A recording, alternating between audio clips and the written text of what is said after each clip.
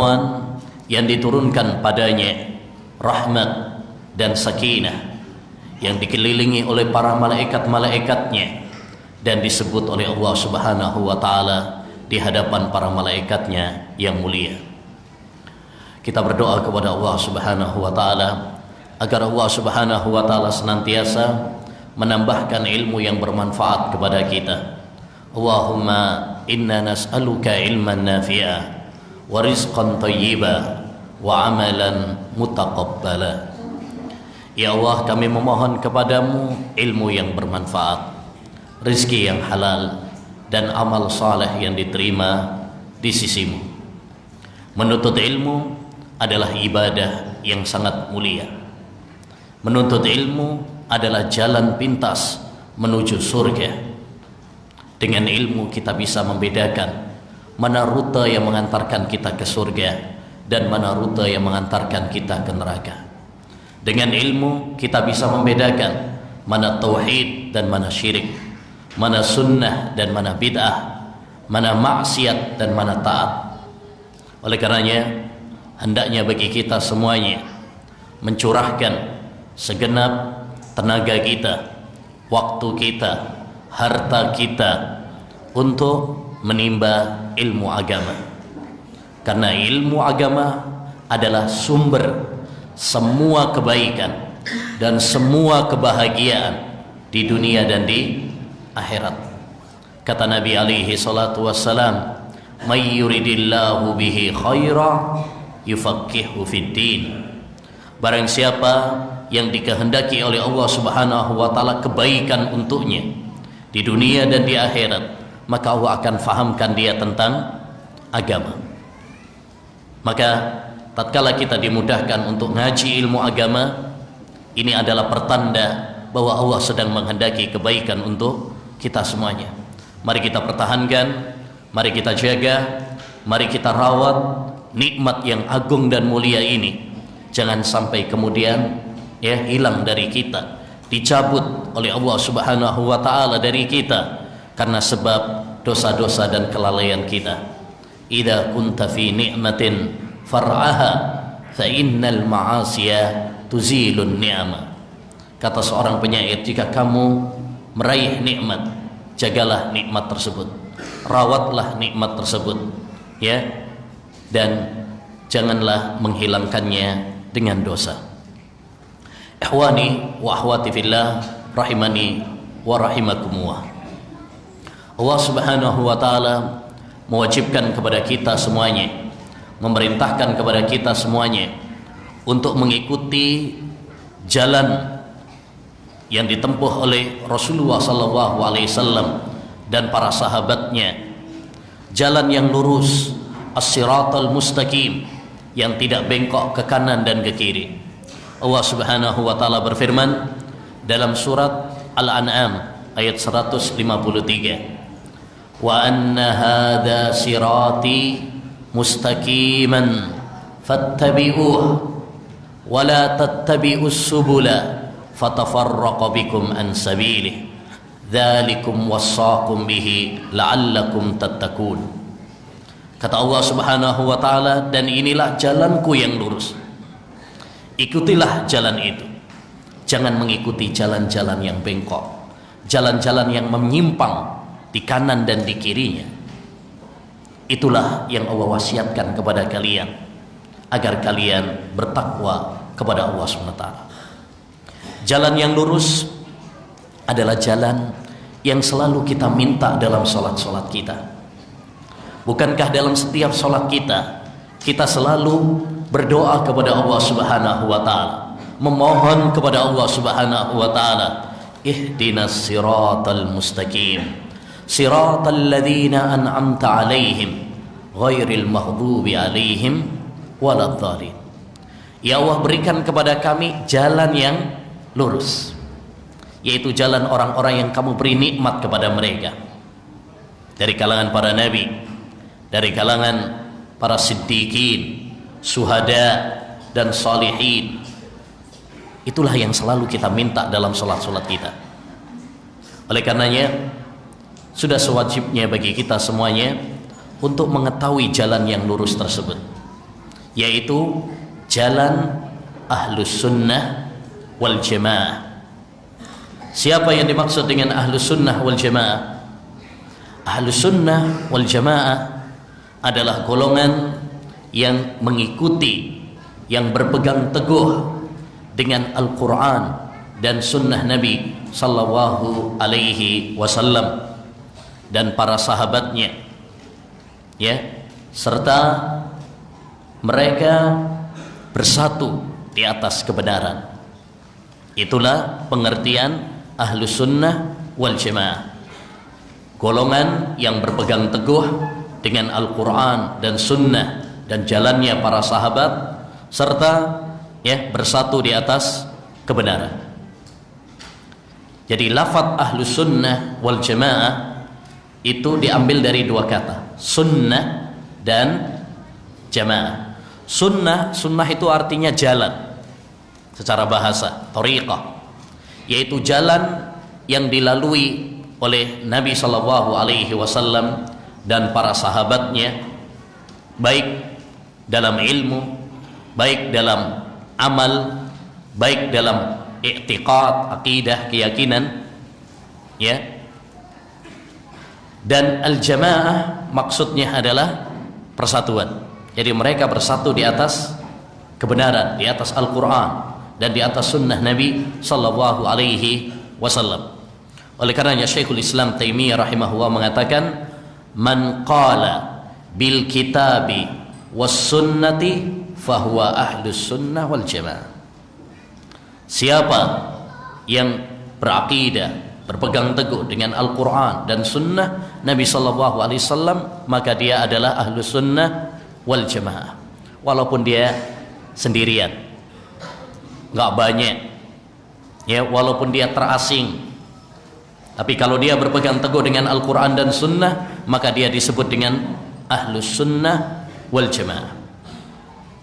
Ya, kata sahabat Abdullah ibnu Mas'ud radhiyallahu an, al jama'atu ma wafaqal haqq wa in kunta wahda.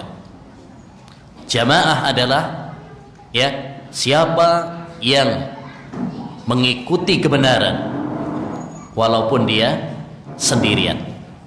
Jadi walaupun sendirian, kalau dia mengikuti Al-Quran dan mengikuti sunnah Nabi Sallallahu Alaihi Wasallam, maka dia disebut dengan ahlus sunnah wal jamaah. Karena kebenaran barometernya, timbangannya bukanlah apa kata banyak orang, ya, bukan mengikuti tradisi, ya, bukan mengikuti apa namanya, ya, hawa nafsu, ya, tetapi kebenaran itu timbangannya adalah Al-Quran dan sunnah Nabi Sallallahu Alaihi Wasallam. Kata Imam Syafi'i rahimahullah, kata Imam Syafi'i, laqad ja'ala Allahu al-haqqa fi kitabih summa fi sunnati rasulih sallallahu alaihi wasallam. Allah menjadikan kebenaran itu ada di dalam Quran dan ada di dalam sunnah Rasulullah sallallahu. Itulah kebenaran. Ya, selain daripada itu, maka itu bukanlah kebenaran. Termasuk apa kata banyak orang. Allah Subhanahu wa taala berfirman di dalam Al-Qur'an, wa in tuti aktsara man fil ardi yudhilluka an sabilillah. Jika kamu mengikuti apa kata banyak orang, maka ya, mereka akan menyesatkan kamu dari jalan Allah Subhanahu wa taala.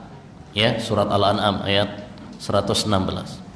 Jadi kebenaran tidak diukur dengan kata banyak orang, seperti hukum demokrasi, ya, yang menang, yang banyak yang menang, ya. Kalau yang banyak adalah orang kafir, yang menang adalah orang kafir. Kalau yang banyak adalah orang yang sesat, yang menang adalah orang sesat.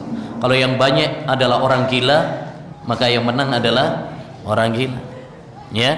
Nah, jadi kebenaran tidak diukur dengan mayoritas atau minoritas. Kebenaran diukur dengan Al-Quran dan sunnah Nabi Sallallahu Alaihi Wasallam. Ahlu sunnah wal jamaah memiliki beberapa ciri yang paling utama.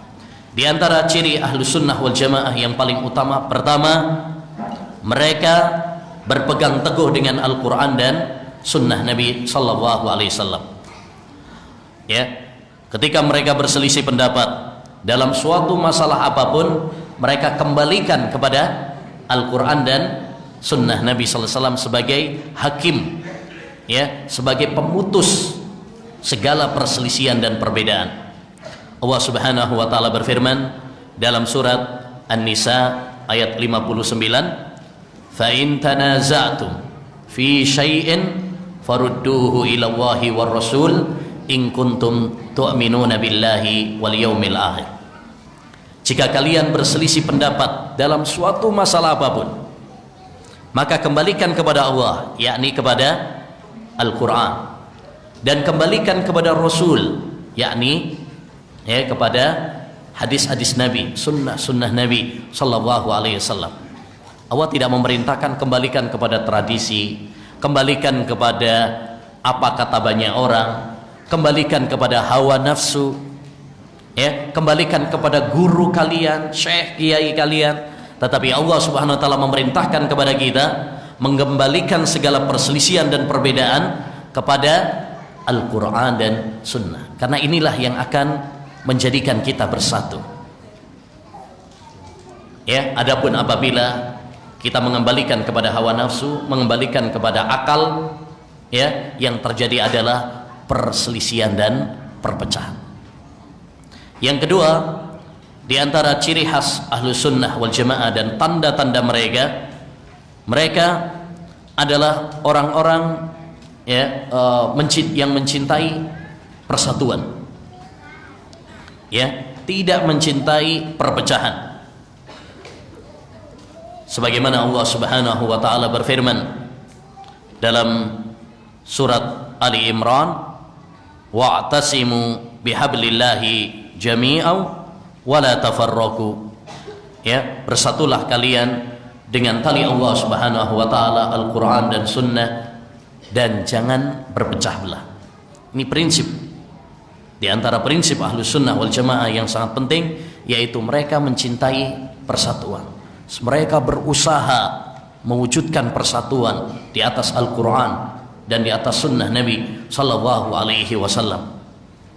Mereka menjauhi, menghindari, mewaspadai perpecahan, permusuhan, pertikaian, dan segala sarana-sarana yang dapat menjerumuskan kepada perpecahan. Mereka nggak mencintai perpecahan, mereka nggak mencintai pertikaian, karena perpecahan dan pertikaian itu hanyalah akan melemahkan kita. Oleh karenanya, proyek inti setan adalah ingin menjadikan kita saling berpecah belah, diadu domba, diprovokasi agar kita bermusuhan di antara kita. Innama yuridu syaitan an yuqi'a bainakumul adawata wal baghdha. Setan itu menginginkan, kata Allah Subhanahu wa taala, agar kalian saling membenci dan saling bermusuhan. Lihat hari-hari ini bagaimana umat Islam diadu domba, provokasi antara satu dengan yang lain, sehingga fanatik kepada manusia tertentu. Hendaknya bagi kita semuanya, terutama bagi para penuntut ilmu, bagi para ikhwan dan akhwat yang udah ngaji, jangan terjerumus di dalam perpecahan, terjerumus dalam pertikaian. Mari kita berusaha untuk dewasa, mari kita berusaha untuk naik kelas, mari kita memperbaiki kualitas, yaitu dengan menjaga persatuan, menjaga persaudaraan dan persahabatan di antara kita, tidak terjebak di dalam pertikaian dan perpecahan. Wala tanaza'u fatafshalu wa tadhhaba rihukum. Jangan kalian berpecah belah, karena itu hanya akan melemahkan kekuatan kalian. Yang diinginkan oleh musuh-musuh Islam adalah agar kita bermusuhan antara satu dengan yang lainnya. Yang ketiga, ayyuhal ikhwah, di antara ciri Ahlus Sunnah wal Jamaah adalah mereka bersikap tengah-tengah. Dalam berbagai permasalahan mereka tengah-tengah, antara berlebihan dan meremehkan. Mereka tidak berlebih-lebihan, tapi mereka juga tidak meremehkan. Sebagaimana Allah berfirman dalam surat Al-Baqarah ayat 143, "Wa kadzalika ja'alnakum ummatan wasata." Demikianlah kami menjadikan kalian sebagai umat yang tengah-tengah. Ai bainal ifrati wat tafrid. Kata para ulama, yakni tengah-tengah antara berlebih-lebihan dan meremehkan, merendahkan. Ya, dalam sikap misalkan kepada pemerintah, Ahlussunnah wal Jamaah tengah-tengah. Tidak berlebih-lebihan kepada pemerintah sehingga mengkultuskan mereka, tapi juga tidak merendahkan pemerintah, ya, menghina mereka, mencela mereka, ya, mengkudeta mereka. Demikian juga dalam masalah-masalah yang lainnya, dan sebagaimana nanti akan kita bahas. Ya, ini ciri khas Ahlussunnah wal Jamaah. Yang keempat, di antara ciri khas Ahlussunnah wal Jamaah, mereka tegar, sabar, konsisten di atas kebenaran, ya, kuat walaupun diguncang dengan berbagai fitnah, ya, ujian, cobaan yang menerpa mereka, tetapi mereka kuat. Rasulullah sallallahu alaihi wasallam mengatakan, "Al-mutamassiku bisunnati yawma idzin qal qabidi 'alal jamar." Orang yang berpegang teguh dengan sunnahku di akhir zaman bagaikan, ya, orang yang memegang bara api. Ya, memegang bara api, yakni ada tantangannya tapi dia tetap kuat. Ya, mereka asing di tengah kaumnya, mereka asing, ya, di masyarakatnya, mereka asing di tempat kerjanya, ya, mereka asing bahkan di tengah-tengah keluarganya, tetapi mereka tegar. La tazalu ta'ifatun min ummati zahirina 'alal haqq la yadurruhum man khadhalahum wala man khalafahum hatta ya'tiya amruh. Akan senantiasa ada segolongan dari umatku yang tegar di atas kebenaran, tidak membahayakan mereka orang yang mencela mereka, mencemooh mereka, ya, sampai datang keputusan Allah Subhanahu wa taala. Ya. Dan di antara ciri khas Ahlussunnah wal Jamaah, mereka adalah, ya, orang-orang yang mendahulukan nas, yang mendahulukan dalil, ya, yang mendahulukan dalil di atas segalanya.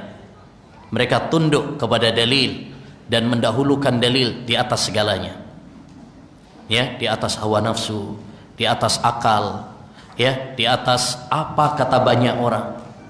Mereka lebih mendahulukan dalil. Oleh karenanya kata Imam Ibnul Qayyim rahimahullahu ta'ala, pembeda antara Ahlus Sunnah dengan Ahlul Bid'ah adalah Ahlus Sunnah wal Jamaah mengikuti dalil walaupun dengan meninggalkan manusia. Tapi Ahlul Bid'ah mengikuti manusia dengan meninggalkan dalil. Mereka lebih mencintai manusia daripada dalil. Tapi Ahlus Sunnah wal Jamaah tidak. Mereka lebih mendahulukan dalil walaupun harus, ya, bertentangan dengan manusia. Karena yang kita cari adalah ridha Allah Subhanahu wa taala. Yang kita inginkan adalah menggapai cinta Allah Subhanahu wa taala dan surga Allah Subhanahu wa taala, bukan keridhaan manusia. Taib, ayyuhal ikhwah wal akhwat rahimani wa rahimakumullah. Insyaallah taala pada kesempatan yang berbarokah ini kita akan mempelajari salah satu risalah penting dalam masalah akidah, yaitu Min Usuli Ahli Sunnah wal Jamaah.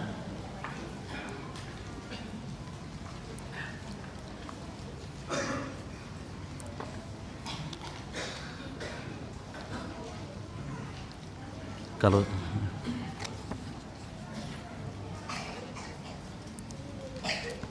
sibuk di sini.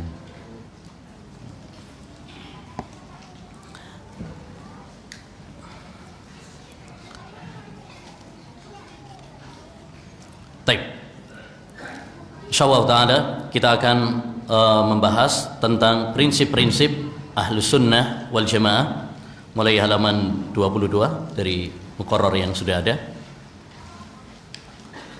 Dari kitab yang ditulis oleh Syekh Dr. Shalih bin Fauzan Al-Fauzan. Ini salah satu ulama besar yang hidup pada zaman kita sekarang ini. Ya, murid dari Syekh Abdul Aziz bin Baz rahimahullahu taala.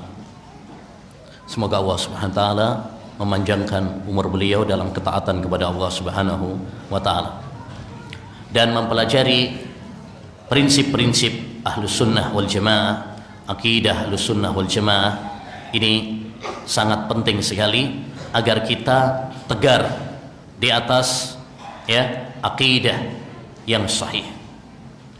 Kenapa ikhwan? Karena orang yang tidak memiliki akidah Ahlus Sunnah wal Jamaah maka dia akan gampang goncang. Seperti bangunan yang tidak dibangun di atas landasan yang kuat, di atas landasan yang kokoh. Ya, idza mal aslu ghairu zakin fama tazku madad dahri al furu'. Apabila sebuah bangunan ya tidak dibangun di atas Taib.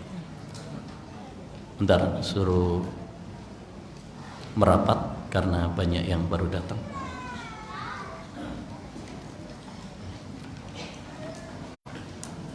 Tafassal.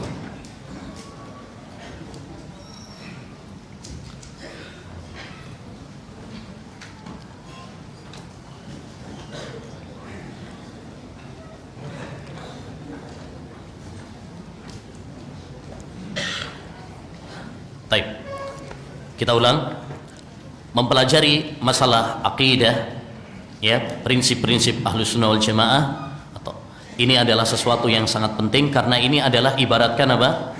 Pondasi ya, pondasi dari sebuah bangunan. Jika pondasi atau landasan suatu bangunan itu kuat, maka bangunan di atasnya pun akan kuat.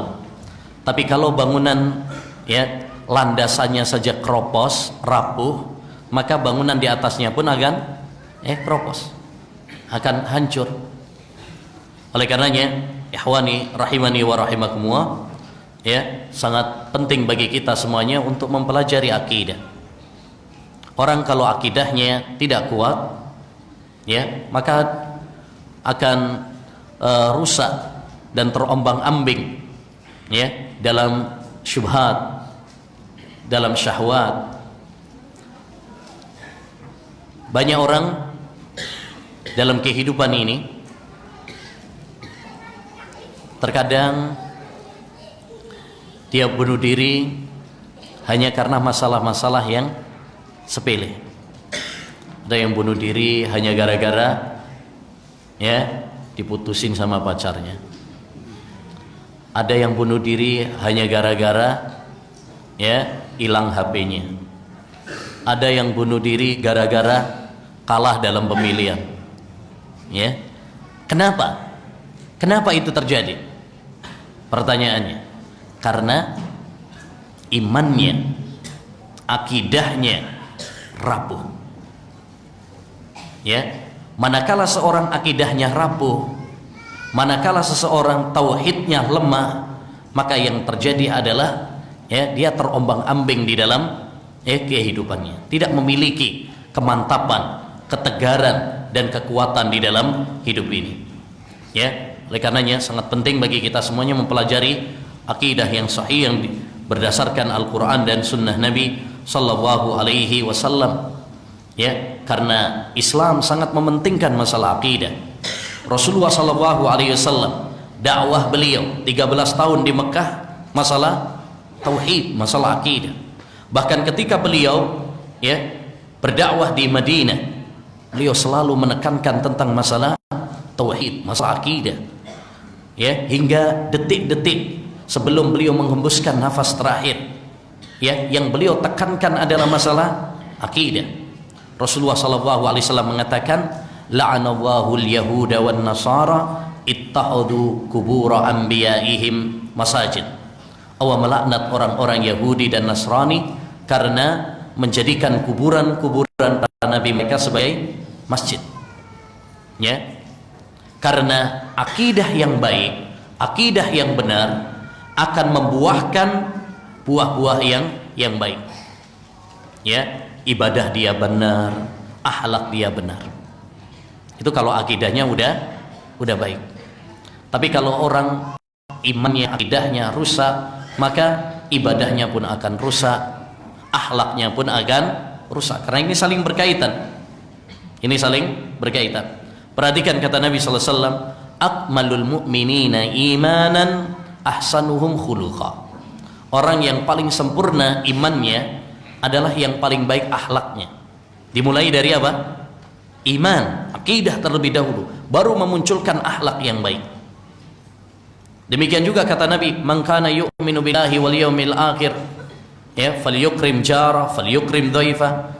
Siapa yang beriman kepada Allah dan hari akhir, hendaknya dia memuliakan tamunya, hendaknya dia memuliakan tetangganya. Dimulai dari iman, akidah, tauhid terlebih dahulu, baru kemudian akhlak yang baik kepada orang lain. Ya. Nah, jadi dari akidah yang benar akan memunculkan dan membuahkan apa? Ibadah, memunculkan akhlak yang mulia yang akan membuahkan puncak kenikmatan, yaitu surga Allah Subhanahu wa taala. Ya, makanya Allah Subhanahu wa taala berfirman, "Man 'amila salihan min dzakarin aw untha wa huwa mu'min falanuhyiyannahu hayatan thayyibah wa lanajziyannahum ajrahum bi ahsani ma kanu ya'malun." Barang siapa yang beramal saleh, baik laki-laki maupun perempuan, dan dia beriman. Dia beriman. Jadi kuncinya adalah iman, tauhid, akidah. Maka kami akan memberikan kepadanya, kata Allah, hayatan thayyibah, kehidupan yang bahagia di dunia dan di akhirat. Ya, kuncinya dengan iman dan dengan amal saleh. Nah, jadi yang menginginkan kebahagiaan, yang menginginkan surga Allah Subhanahu wa taala, maka dia harus memperbaiki akidahnya, memperbaiki landasan agamanya. Taib. Beliau di sini menjelaskan bahwa Ahlus Sunnah wal Jamaah mereka berjalan di atas prinsip-prinsip yang jelas dan kokoh, baik dalam masalah i'tiqad, amal, maupun akhlak, perilaku. Seluruh prinsip-prinsipnya bersumber pada Al-Quran dan Sunnah Nabi SAW, dan apa yang dipegang teguh oleh para pendahulu umat ini dari kalangan para sahabat, dari kalangan para tabi'in, dan pengikut mereka yang setia. Ini Ahlus Sunnah wal Jamaah. Mereka senantiasa berputar bersama dalil, bersama Al-Quran dan Sunnah Nabi SAW, baik dalam masalah akidah, baik dalam masalah ibadah, baik dalam masalah akhlak. Al-Imam Al-Auza'i pernah mengatakan, naduru ma sunnati haitsu darat. Kita berputar bersama dalil, bersama sunnah, kemanapun dia berputar. Kemudian beliau menjelaskan prinsip-prinsip tersebut teringkas dalam butir-butir berikut. Yang pertama adalah beriman kepada Allah, kepada para malaikatnya, kitab-kitabnya, rasul-rasulnya, hari akhir, dan takdir yang baik maupun yang buruk. Ini yang dikenal dengan rukun iman. Yang dikenal dengan rukun iman ada 6. Iman kepada Allah, iman kepada malaikatnya, iman kepada kitab-kitabnya, iman kepada rasulnya, iman kepada hari akhir, dan iman kepada takdir. Sebagaimana disebutkan dalam hadis Jibril yang masyhur, ketika Jibril datang bertanya kepada Rasulullah sallallahu alaihi wasallam tentang Islam, iman, ihsan, dan hari kiamat. Salah satu pertanyaannya adalah tentang iman. Maka Nabi menjawab, al-imanu an tu'mina billahi wa malaikatihi wa kutubihi wa rusulihi wal yaumil akhir wa tu'mina bil qadari khairihi wa syarrihi. Iman adalah kamu beriman kepada Allah, beriman kepada malaikatnya, beriman kepada kitab-kitabnya, beriman kepada rasulnya, beriman kepada hari akhir, dan beriman kepada takdir. Dan ini, rukun iman ini adalah landasan pokok akidah. Semua permasalahan akidah yang dibahas para ulama merupakan cabang dari rukun iman. Ya, semua permasalahan akidah yang dibahas oleh para ulama pada hakikatnya adalah cabang dari permasalahan iman, rukun iman. Oleh karenanya kita hendaknya memahami rukun iman dengan mendalam, dengan terperinci. Jangan hanya cuma sekedar rukun iman ada 6. Nah, itu mah anak SD juga bisa, anak TK malahan ya. Nah, banyak kaum muslimin yang tahu rukun iman hanya sekedar global saja. Bahkan sangat disayangkan sekarang ini banyak anak-anak muda rukun iman aja nggak ngerti. Rukun iman aja nggak ngerti. Bagaimana dengan perinciannya? Bagaimana dengan memahami kandungannya? Ya. Nah, jadi kewajiban bagi kita untuk naik kelas, bukan hanya sekedar ya memahami rukun iman secara global, tapi mari kita pahami lebih mendalam lagi. Karena orang yang tidak beriman kepada rukun iman, tidak memahami rukun iman, maka dia dalam kesesatan. May yakfur billahi wa malaikatihi wa rusulihi wa kutubihi wa rusulihi wal yaumil akhir faqad dhalla dhalalan ba'ida. Barang siapa yang kufur kepada Allah, kufur kepada malaikatnya, kepada kitab-kitabnya, rasulnya, dan hari akhir, sungguh dia telah tersesat dengan kesesatan yang jauh. Nah, maka beliau di sini memerinci tentang rukun iman, walaupun secara global juga. Tapi kita bukan hanya sekedar apal rukun iman secara lafaz saja. Beliau ingin menjelaskan maknanya. Yang pertama, makna iman kepada Allah Subhanahu wa taala, yaitu berikrar dengan macam-macam tauhid yang 3. Ya, karena tauhid berdasarkan penelitian para ulama terhadap Al-Quran dan Sunnah Nabi SAW terbagi menjadi 3. Tauhid rububiyah, tauhid al-asma, tauhid uluhiyah, dan tauhid al-asma was sifat. Dan penelitian ini atau pembagian ini adalah pembagian yang ilmiah, bukan pembagian yang bid'ah seperti klaim sebagian kalangan. Ya, ini pembagiannya tauhidnya Wahabin. Nah, yang bagi tauhid menjadi 3. Ini buatan Ibnu Taimiyah. Enggak. Para ulama ketika mengatakan bahwasanya tauhid itu terbagi menjadi 3, rububiyah, uluhiyah, asma wa sifat, bukan omong kosong yang enggak ada dalilnya. Mereka meneliti itu setelah melakukan penelitian terhadap dalil-dalil Al-Quran dan Sunnah. Didapati bahwasanya tauhid tidak keluar dari 3 hal ini: rububiyah, uluhiyah, dan asma was sifat. Ya, bahkan Al-Quran dimulai oleh Allah Subhanahu wa taala dalam surat Al-Fatihah, di dalamnya pembagian tauhid, dan ditutup oleh Allah Subhanahu wa taala dengan surat An-Nas, dan di dalamnya adalah pembagian tauhid.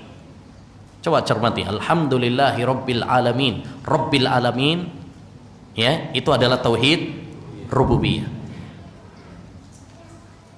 Makna Rabb yang mengatur alam semesta ini. Ar-Rahmanir Rahim, Maliki Yaumiddin, ini tauhid al-asma was sifat. Karena Ar-Rahman, Ar-Rahim, Malik, ini adalah nama-nama Allah Subhanahu wa taala yang harus kita tetapkan tanpa menyerupakannya dengan makhluk. Kemudian iyyaka na'budu wa iyyaka nasta'in, hanya kepada Engkau ya Allah kami beribadah, dan hanya kepada Engkau kami minta pertolongan. Ini tauhid uluhiyah, ibadah. Ya, apalagi iyyaka na'budu itu adalah maf'ul bih, yang didahulukan.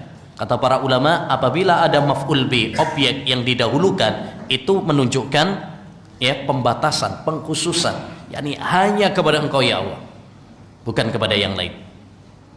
Ya. Taib. Akhir surat dalam Al-Qur'an, surat An-Nas pun demikian. Ditutup oleh Allah dengan pembagian tauhid. Qul a'udzu bi rabbin nas, rabb rububiyyah. Malikin nas, Malik nama Allah Subhanahu wa taala. Ilahin nas, tauhid uluhiyah, karena ilah artinya ma'bud, zat yang berhak untuk diibadahi. Jadi Allah Subhanahu wa taala memulai dengan pembagian tauhid dan menutup dengan pembagian tauhid untuk memberikan faedah kepada kita bahwa intisari dari Al-Qur'an adalah tentang tauhid, dan memberikan faedah kepada kita sebagaimana kita memulai hidup kita dengan tauhid, maka hendaknya kita menutup hidup kita dengan tauhid, sebagaimana Allah membuka Al-Qur'an dengan tauhid dan menutupnya dengan tauhid. Jadi iman kepada Allah mencakup 3 hal ini. Pertama, yaitu kita berikrar, meyakini tentang rububiyah Allah Subhanahu wa taala. Kita meyakini bahwa hanya Allah satu-satunya yang menciptakan, yang memberikan rizki, yang mengatur alam semesta ini. Dan ini fitrah semua manusia. Bahkan orang-orang kafir yang diperangi oleh Nabi Shallallahu Alaihi Wasallam, Abu Jahal CS, ya, mereka kalau ditanya siapa yang menciptakan langit dan bumi, mereka pasti menjawab Allah Subhanahu wa taala. Allah berfirman dalam surat Luqman, "Wala in sa'altahum man khalaqas samawati wal arda la yaqulunna Allah." Kalau kamu bertanya kepada mereka, wahai Muhammad, siapa yang menciptakan langit dan bumi, demi Allah mereka pasti menjawab Allah. Ya, jadi mereka nggak mengingkari tauhid rububiyah ini. Oleh karenanya, sekedar mengakui tauhid rububiyah belum memasukkan seseorang kepada agama Islam. Ini bukan pembeda antara muslim dan kafir, tidak. Orang kafir pun mengakui hal ini. Tidak ada yang mengingkari tauhid rububiyah kecuali hanya 2 orang. Pertama adalah orang yang sombong, congkak, seperti Fir'aun. Fir'aun itu ngomongnya saja, "Ana rabbukumul a'la." Saya adalah Rabb kalian yang maha tinggi. Tapi Allah telah membongkar isi hatinya. Wajahadu biha wastaiqanatha anfusuhum dzulma wa uluwa. Dia congkak, dia mengingkari, sombong. Padahal dalam hatinya dia ngakui yang menciptakan langit dan bumi adalah Allah Subhanahu wa taala. Itu Fir'aun loh. Ya, orang yang paling durjana, yang paling kafir di dunia ini. Tapi dia meyakini ya bahwa yang menciptakan langit dan bumi adalah Allah Subhanahu wa taala. Walaupun secara lisan dia mengatakan saya adalah Rabb kalian. Ya, itu karena sombong aja kata Allah. Yang kedua adalah orang yang paling bodoh di dunia ini. Ya, orang yang mengingkari tauhid rububiyah hanya ada 2 kemungkinan. Dia sombong, congkak, dan yang kedua adalah orang yang paling bodoh, seperti orang-orang ateis. Ya, walaupun mungkin dia adalah orang yang dikatakan orang yang profesor, ya, sampai botak kepalanya, tapi kalau dia mengingkari Allah Subhanahu wa taala, berarti dia adalah orang yang paling bodoh di dunia ini. Ya, tak peduli dengan gelar yang dia sandang. Kalau dia mengingkari Allah Subhanahu wa taala, mengingkari rububiyah Allah, berarti dia adalah orang yang paling bodoh. Nah, yang kedua adalah makna iman kepada Allah adalah ya, kita mengesahkan Allah Subhanahu wa taala dalam tauhid uluhiyah. Apa tauhid uluhiyah?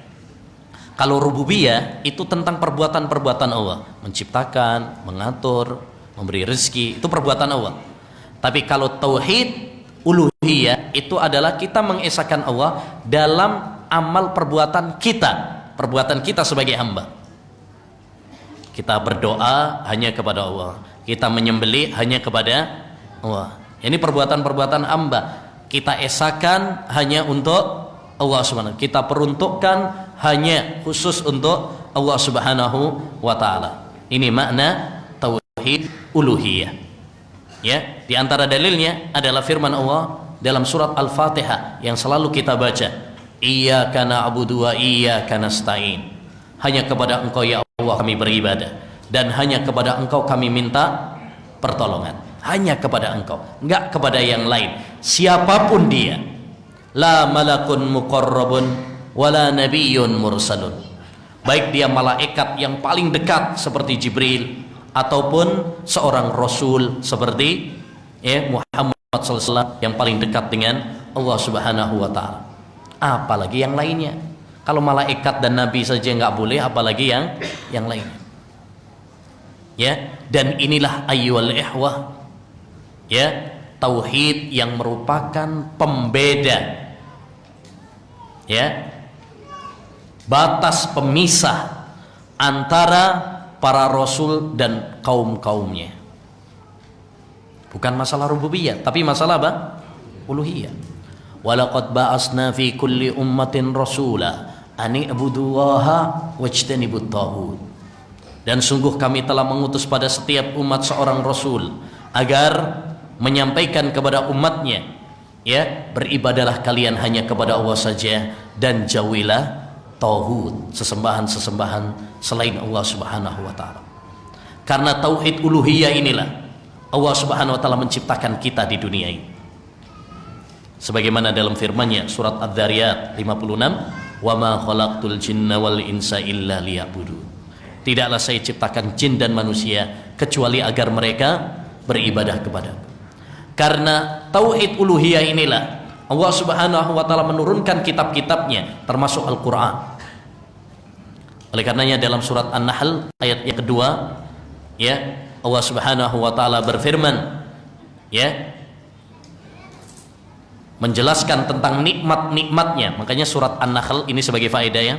Surat An-Nahl itu nama lainnya adalah disebut dengan surat An-Ni'am, nikmat-nikmat. Kenapa? Karena Allah banyak menyebutkan nikmat-nikmatnya dalam surat tersebut. Tapi nikmat yang pertama kali Allah sebutkan adalah nikmat tauhid, ibadah. Makanya kata Allah Subhanahu wa taala, yunazzilul ayat yang kedua surat An-Nahl, yunazzilul malaikata birruhi min amri ala man yasha'u min ibadihi an andiru annahu la ilaha illa ana fattaqun. Dialah Allah yang menurunkan para malaikatnya dengan membawa wahyu, ya, untuk disampaikan kepada rasul-rasul pilihannya agar mereka menyampaikan kepada umat, memberikan peringatan kepada mereka bahwasanya tidak ada sesembahan yang berhak diibadahi kecuali hanya. Ini nikmat yang pertama kali Allah sebutkan. Makanya benar kata Sufyan ibnu Uyainah, tidaklah Allah memberikan nikmat kepada hamba sebuah nikmat yang lebih besar daripada nikmat la ilaha illallah, nikmat tauhid. Ya. Nah, karena tauhid ibadah inilah Allah Subhanahu wa taala, ya, menciptakan surga dan neraka. Karena tauhid inilah Allah Subhanahu wa taala, ya, mensyariatkan jihad kepada para hambanya. Karena tauhid inilah, ya, Allah Subhanahu wa taala, ya, menciptakan kita semuanya. Oleh karenanya hendaknya bagi kita semuanya untuk mencurahkan segenap tenaga kita, waktu kita untuk mempelajari tauhid ini, tauhid ibadah ini.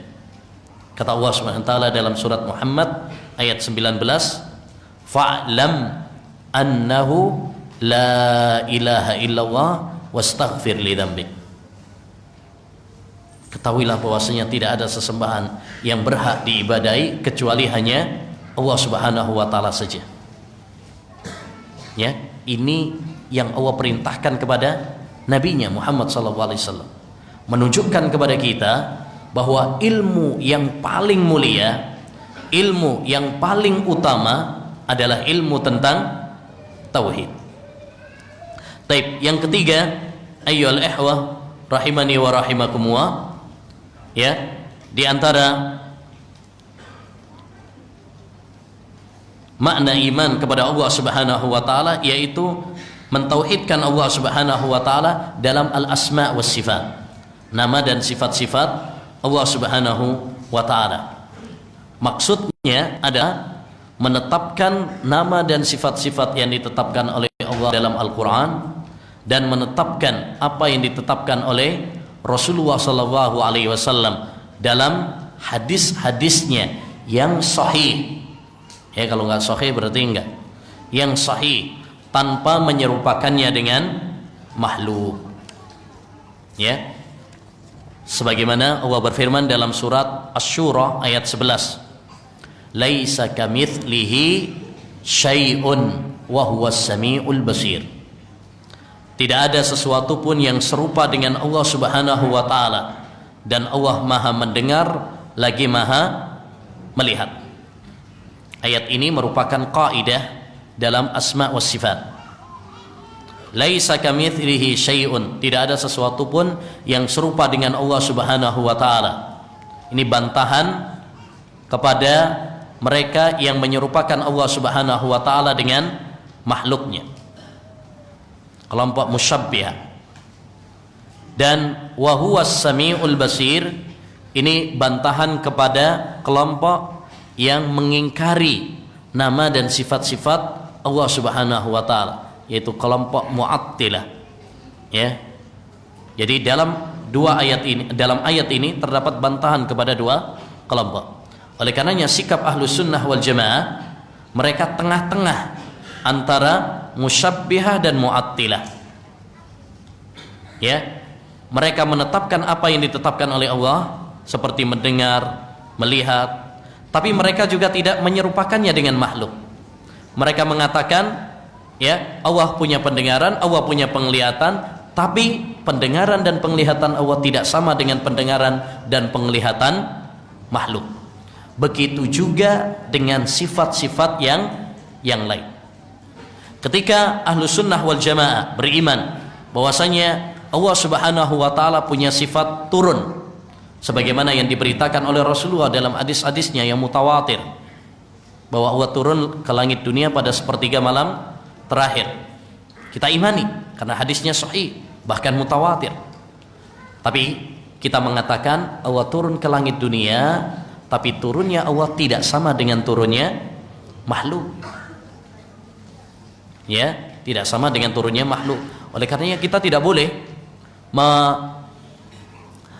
menghayalkan atau ya memberikan konsekuensi yang nggak ada dalilnya.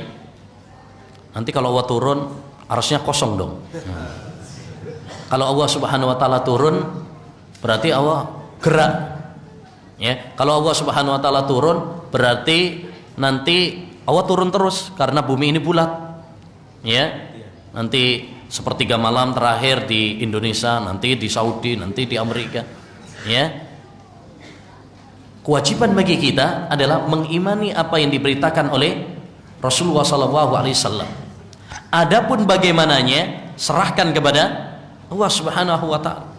Sebagaimana kata Imam Malik ketika ada seorang yang bertanya kepada beliau tentang kaifastawa, bagaimanakah istiwanya Allah Subhanahu wa taala? Ar-Rahmanu 'alal arsy istawa, kaifastawa?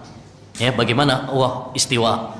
Apa kata Imam Malik, dan ini dijadikan kaidah oleh Ahlus Sunnah wal Jamaah dalam asma wa sifat. Kata beliau, al-istiwa'u ma'lum.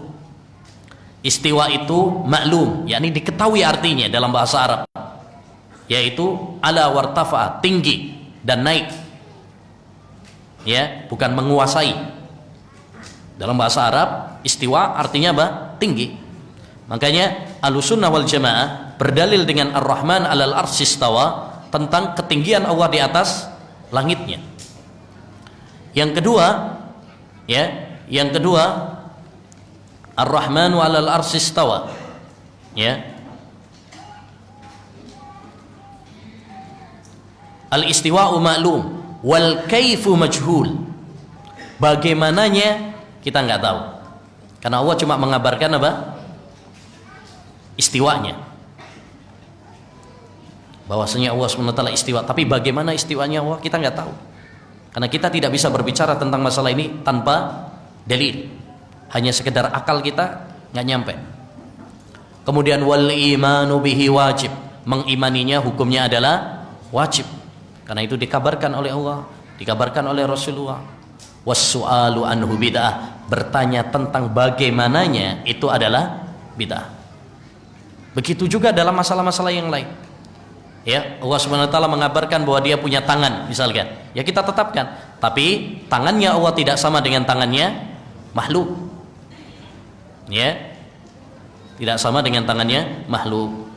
Nah, dan ini penting ayyuhal ikhwah, karena banyak orang yang menyimpang dalam masalah tauhidul asma was sifat. Baik.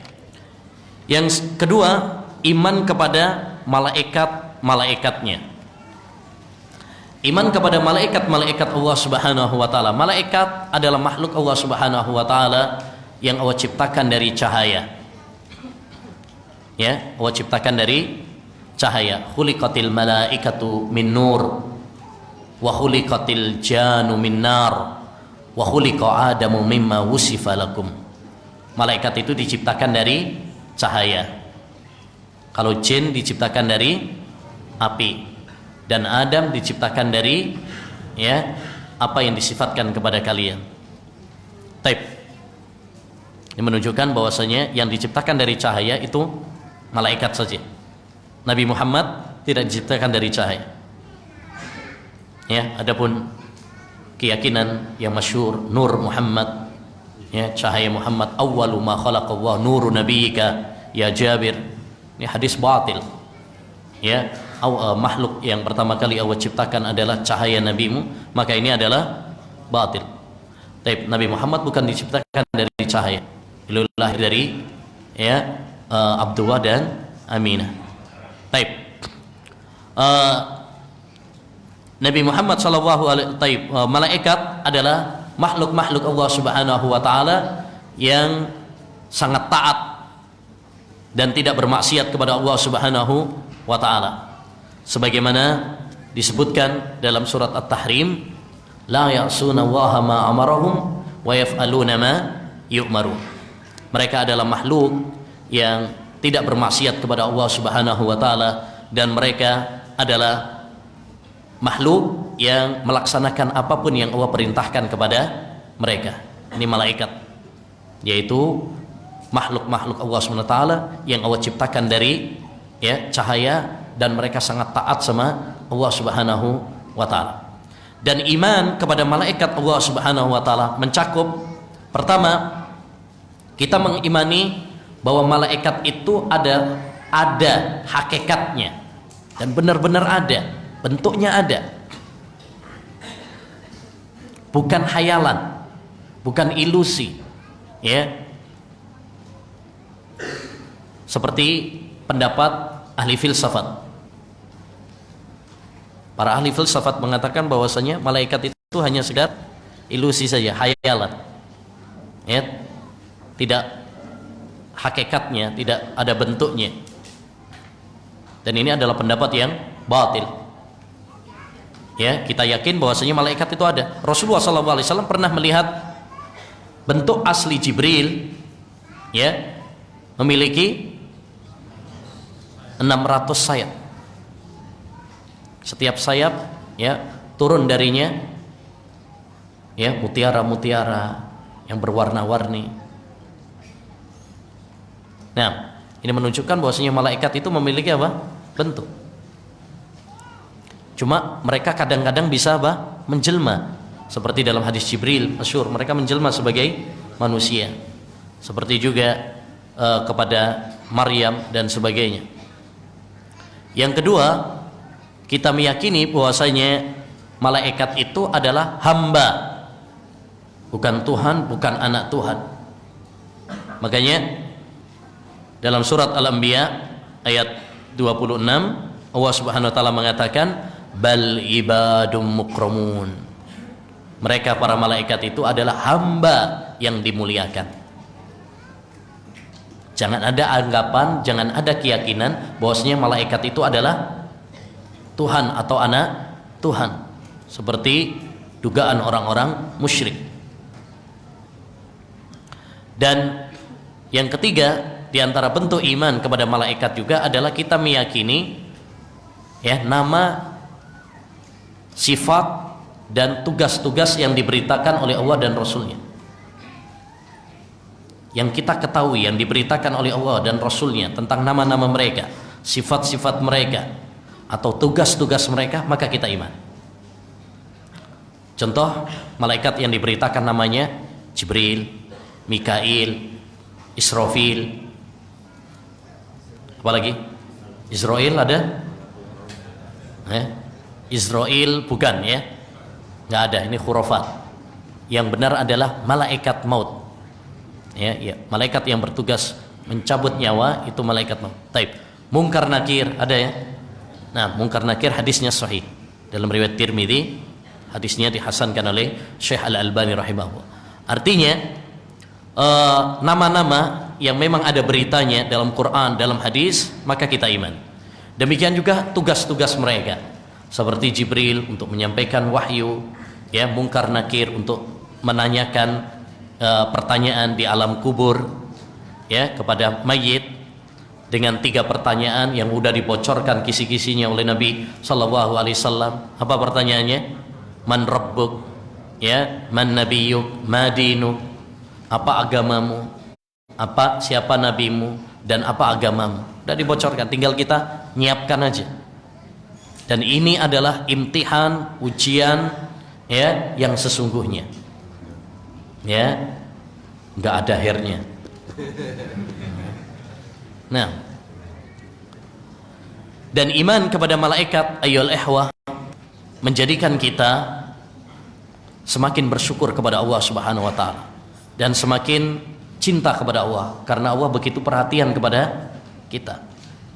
Dan iman kepada malaikat juga membuahkan kepada kita untuk berusaha bagaimana meniru sifat-sifat mereka yang mulia, mereka yang begitu taat kepada Allah. Kita berusaha untuk meniru perbuatan mereka yang mulia, tidak membangkang ngeyel sama Allah SWT, ya. Kemudian juga kita berusaha untuk, ya, mendapatkan doa-doa mereka, karena malaikat itu mendoakan, ya, para hamba yang melakukan amalan-amalan tertentu. Seperti misalkan, ya, menuntut ilmu itu didoakan oleh para malaikat. Innal malaika, kata Nabi SAW, sesungguhnya malaikat, ya, akan mendoakan orang-orang yang menuntut ilmu dan mengajarkannya. Bahkan kata Nabi SAW, semut-semut di sarang dan ikan-ikan di lautan mendoakan. Demikian juga orang yang menjenguk orang yang sakit itu didoakan 70.000 malaikat. Siapa yang menjenguknya di waktu pagi, maka 70.000 malaikat akan mendoakan untuknya sampai sore. Kalau dia menjenguknya sore, maka didoakan 70.000 malaikat sampai pagi. Demikian juga orang yang berinfak, ya, didoakan oleh malaikat diberkahi hartanya. Orang yang mendoakan saudaranya, malaikat akan mengatakan amin walaka bimithal. Ya, kalau kita misalkan mendoakan saudara kita yang di sana, misalkan semoga diberkahi oleh Allah Subhanahu wa taala, ditambahkan ilmunya oleh Allah Subhanahu wa taala, ditambahkan istrinya, ya. Nanti malaikat akan mengatakan amin walaka bimisal. Semoga Allah mengabulkan dan semoga kamu pun mendapatkan semisalnya. Dan doanya malaikat mustajab loh. Baik. Yang ketiga adalah iman kepada kitab-kitabnya. Ya, iman kepada kitab-kitab Allah Subhanahu wa taala. Yaitu kita meyakini akan kitab-kitab Allah Subhanahu wa taala yang Allah turunkan kepada para nabi, para rasul sebagai panduan hidup, pedoman hidup, ya, yang berisi kebenaran, petunjuk dan rahmat bagi manusia. Ya. Dan iman kepada kitab ini juga mencakup beberapa hal. Di antaranya yang pertama adalah kita ya meyakini tentang, kita meyakini bahwasanya kitab-kitab tersebut adalah ya betul-betul datang dari Allah Subhanahu wa taala. Betul-betul datang dari Allah Subhanahu wa taala. Allah berfirman, "Nazzala 'alaikal kitaba bil haqq." Surat Ali Imran ayat yang ketiga. Dialah Allah Subhanahu wa taala yang menurunkan kepadamu kitab dengan benar. Ini benar-benar datang dari Allah Subhanahu wa taala. Bukan rekayasa para nabi dan rasul. Bukan mereka bikin-bikin sendiri, ngarang-ngarang sendiri, enggak. Tapi betul-betul itu datangnya dari Allah Subhanahu wa taala. Wa ma yantiqu 'anil hawa in huwa illa wahyun yuha. Rasulullah itu tidak berbicara berdasarkan hawa nafsunya, tetapi dia berbicara berdasarkan wahyu dari Allah Subhanahu wa taala. Enggak mungkin Rasulullah bikin-bikin sendiri. Walau taqawwala alaina ba'dal aqawil la akhadna minhu bil yamin summa laqata'na minhul watin. Andaikan Rasulullah itu bikin-bikin, ya, maka kami akan potong-potong dia. Kami akan hancurkan. Ini menunjukkan bahwasanya tidak mungkin ya para nabi, termasuk diantaranya adalah Nabi Muhammad SAW, ngarang-ngarang kitab. Itu nggak mungkin. Ya, jadi kitab-kitab yang Allah Subhanahu wa taala turunkan kepada para nabi itu benar datangnya dari Allah Subhanahu wa taala. Ya, terutama Al-Qur'an. Adapun Taurat, Injil, Zabur, ya, yang diturunkan kepada Nabi Isa, Nabi Musa, benar itu asli. Tapi ya, adapun yang sekarang ini sudah apa? Mengalami apa? Perubahan-perubahan.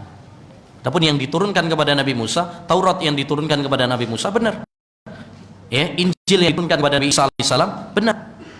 Ya, adapun yang sekarang ini bukan, sudah nggak asli lagi yang diturunkan kepada Nabi Isa, yang diturunkan kepada Nabi ya Musa alaihissalam, karena sudah dirubah-rubah oleh pengikutnya.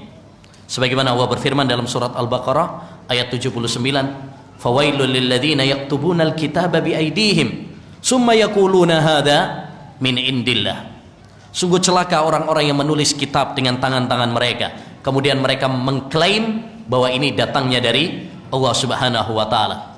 Liyashtaru bihi thamanan qalila. Fawailul lahum mimma katabat aydihim wa wailul lahum mimma yaksibun. Celaka ya mereka ini, dan celaka usaha mereka.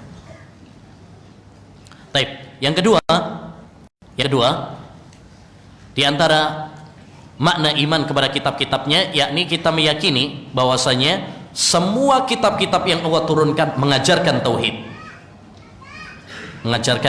Mengajak hanya beriman kepada Allah Subhanahu wa taala saja. Kalau ada di antara isi kitab ya, baik itu Taurat atau Injil, yang tidak mengajak kepada tauhid, maka yakinlah itu berarti sudah nggak asli lagi. Ya, nggak asli lagi. Kalau misalkan kita dapati dalam Taurat atau Injil ya, yang mengatakan bahwasanya Isa itu adalah Tuhan, beribadahlah kalian kepada Nabi Isa, beribadahlah kalian kepada Maryam misalkan, maka yakinlah itu bukan asli dari Allah Subhanahu wa taala. Nah, Allah nggak mungkin ya tidak mungkin kitab-kitab Allah Subhanahu wa taala menganjurkan apa? Ya, selain dari tauhid. Sebagaimana Allah Subhanahu wa taala berfirman, "Ma kana li basharin." Ya, ini surat Ali Imran ayat 79. "Ma kana li basharin an yu'tiyahul kitab wal hukma wan nubuwah summa yakuna linnas kunu ibadan li min dunillah." Tidak pantas bagi seorang yang Allah beri kepadanya kitab, ya, hukum dan kenabian, kemudian dia mengatakan kepada manusia, jadilah kalian hamba-hambaku selain Allah SWT, beribadalah kalian kepadaku. Enggak mungkin. Jadi kalau ada misalkan dalam Injil ya, yang menunjukkan bahwasanya Nabi Isa itu adalah Tuhan, maka itu berarti bukan asli dari ya Allah Subhanahu wa taala. Itu berarti sudah ya direkayasa. Dan di antara makna iman kepada kitab-kitabnya juga adalah kita mengamalkan isi Al-Qur'an. Ya, ini yang perlu kita pelajari. Ini yang perlu kita renungkan, yang perlu kita jadikan pijakan, karena Al-Qur'an ini menghapus kitab-kitab apa sebelumnya. Allah berfirman dalam surat Al-An'am ayat 155, wa hadza kitabun anzalnahu mubarakun fattabi'uh wattaqu la'allakum turhamun. Ini adalah Al-Qur'an yang kami turunkan kepadamu yang penuh dengan keberkahan. Keberkahan yakni kebaikan yang banyak. Ikutilah Al-Qur'an dan bertakwalah kalian agar kalian disayang oleh Allah Subhanahu wa taala.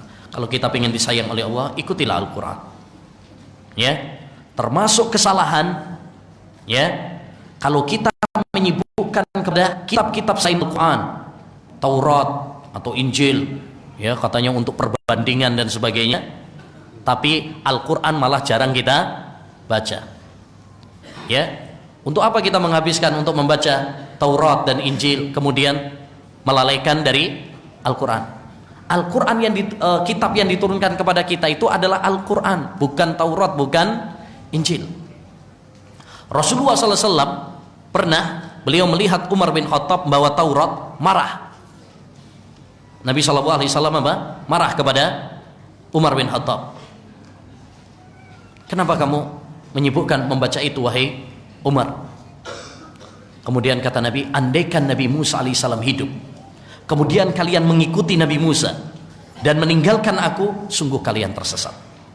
Maka tidak boleh bagi kita, ya, terutama kita yang nggak punya ilmu tentang perbandingan agama, ya, dan tidak menguasai tentang kristologi dan sebagainya, ya, jangan menyibukkan untuk membaca kitab-kitab, ya, selain Al-Quran, karena itu malah akan menimbulkan syubhat. Kecuali bagi mereka-mereka yang memang punya kapasitas ilmu, ya, seperti Zakir Naik dan sebagainya, ya, yang tujuannya adalah untuk apa? Mendebat, ya, dan membongkar kedok, ya, orang-orang Yahudi dan orang-orang Nasrani, maka itu tidak mengapa, karena tujuan mereka adalah menolong agama Allah Subhanahu wa taala. Adapun bagi kita, ya, maka tidak perlu untuk menyibukkan, ya, diri kita dengan hal-hal itu yang hanya akan membuat, ya, kerancuan dan keraguan. Cukup bagi kita sibukkan dengan Al-Quran. Khairukum man ta'allama al-Qur'ana wa 'allamahu. Sebaik-baik kalian adalah yang mengikuti, yang mempelajari Al-Quran dan mengajarkannya. Dan termasuk akidah Ahlussunnah wal Jamaah dalam masalah Al-Quran yang disebutkan oleh Syekh, ya, halaman 25 bagian bawah, bahwasanya Al-Quran adalah firman Allah dan dia bukan makhluk. Ya, berbeda dengan pendapat orang-orang Jahmiyah atau orang-orang Mu'tazilah yang mengatakan bahwasanya Al-Quran itu adalah makhluk. Ya, Ahlussunnah wal Jamaah meyakini bahwasanya Al-Quran adalah kalamullah, firman Allah Subhanahu wa taala, bukan makhluk. Dia adalah wahyu, dia adalah firman Allah Subhanahu wa taala. Di antaranya yang menunjukkan hal ini surat At-Taubah ayat 6. Wa in ahadun minal musyrikin astajaraka fa'ajirhu hatta yasma'a kalam Allah. Nah, di situ ada kalam Allah, yaitu Al-Quran. Demikian juga dalam surat Al-Fatah ayat 15. Yuriduna an yubaddilu kalam Allah. Mereka ingin merubah kalam Allah, yaitu Al-Quran. Itu menunjukkan bahwasanya Al-Quran itu adalah firman Allah Subhanahu wa taala, bukan makhluk.